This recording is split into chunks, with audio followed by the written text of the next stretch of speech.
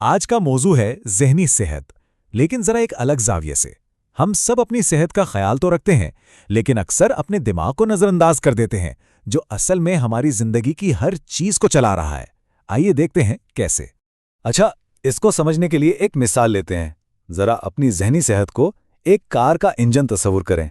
देखें, हम अक्सर गाड़ी की बाहरी चमक-दमक पर तो बहुत ध्यान देते हैं, लेकिन असल ताकत तो इंजन में होती है ना?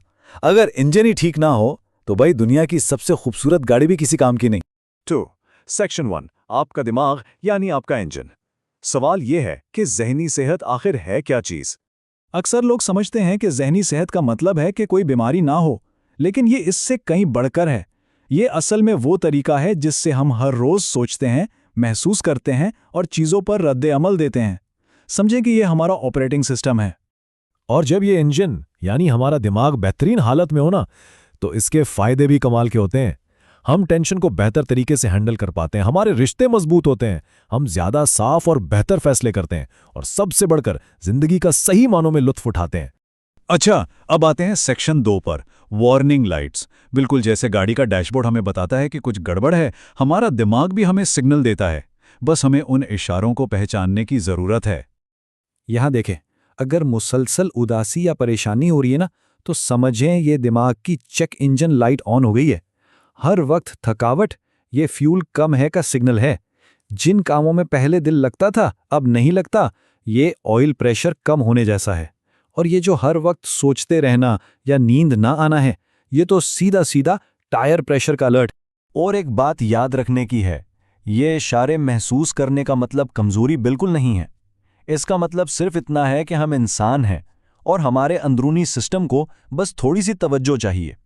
तो ठीक है, ये वार्निंग लाइट्स देख लें। अब करना क्या है? यह है हमारा सेक्शन 3, रोजमर्रा की देखभाल। जिस तरह हम गाड़ी का ख्याल रखते हैं ना, ठीक इसी तरह अपने दिमाग का भी ख्याल रख सकते हैं।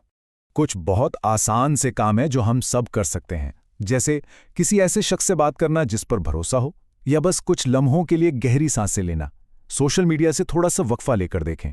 और सबसे जरूरी बात, जब मदद की जरूरत हो तो मांगने से घबराना नहीं।